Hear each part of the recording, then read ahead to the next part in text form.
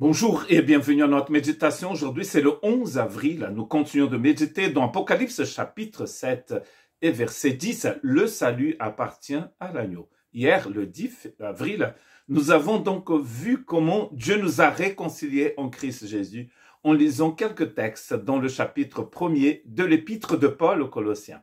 Aujourd'hui, je voudrais continuer sur cette même lancée dans l'épître de Paul aux Colossiens pour parler de l'importance du salut. Colossiens chapitre 1 verset 24. Mais il faut que vous restiez fondés et inébranlables dans la foi, sans vous détourner de l'espérance de l'évangile que vous avez entendu, qui a été proclamé à toute créature sous le ciel, et dont moi, Paul, je suis devenu le serviteur. Vous avez compris, donc Dieu nous a rachetés en Christ, Dieu nous a réconciliés, mais il faut que nous restions donc fondés et inébranlables dans la foi que nous avons déjà reçue.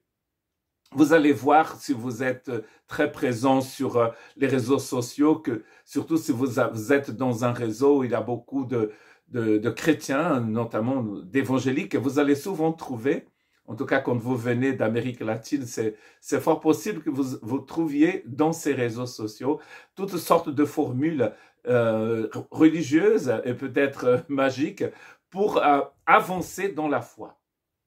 En fait, ce que Paul est en train de nous dire, c'est qu'il faut rester fondé et inébranlable sur ce que nous avons déjà reçu. Car, comme nous avons vu il y a quelques jours, l'évangile est éternel, c'est-à-dire qu'il ne change pas.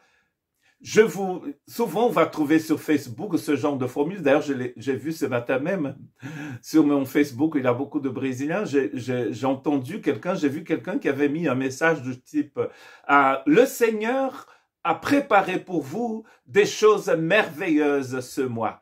En fait, la bonne nouvelle, c'est que le Seigneur a préparé pour vous des choses depuis l'éternité. Des choses qui sont inébranlables, des choses qui ne changent pas.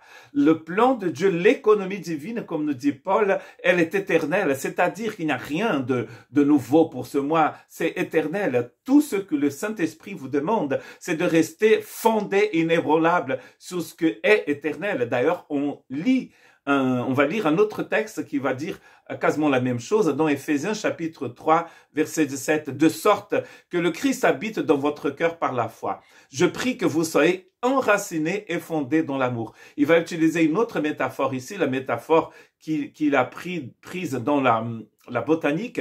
Donc il dit qu'il faut rester enraciné et fondé. Une maison qui n'a pas de fondation, elle va s'écrouler, elle va tomber. Et un arbre a besoin de racines. Et il dit ici que le chrétien a besoin d'être enraciné et fondé. Enraciné et fondé en Christ. Enraciné et fondé dans son évangile.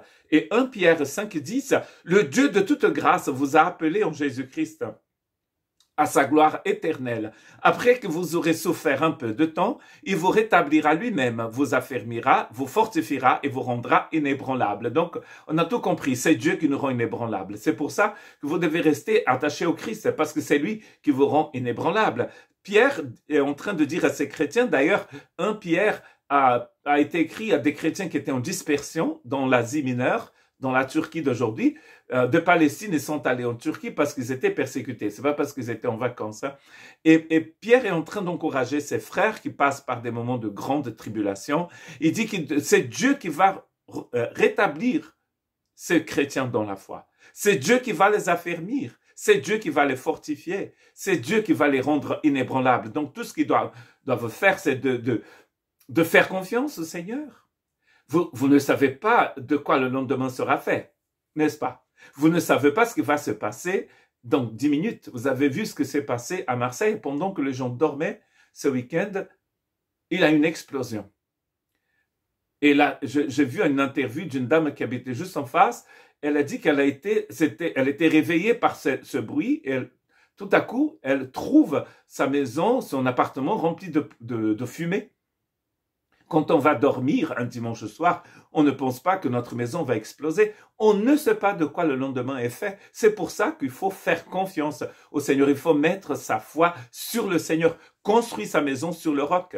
1 Corinthiens 15, 58, « Ainsi, mes frères et sœurs bien-aimés, soyez fermes, inébranlables, encore une fois le mot inébranlable, travaillez de mieux en mieux à l'œuvre du Seigneur, sachant que votre travail n'est pas vain dans le Seigneur. » Donc je reviens à mon texte de départ où Paul exhorte les Colossiens à ne pas chercher ailleurs, à ne pas aller chercher ailleurs, parce qu'ailleurs il n'y a rien.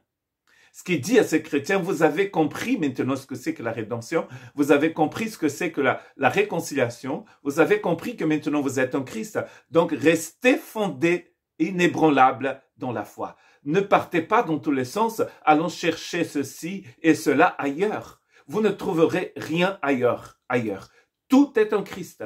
Toute votre foi dépend du Christ. Votre vie dépend du Christ. N'ayez pas chercher ailleurs, chez une autre personne, même que ça soit un saint, un apôtre, n'importe qui.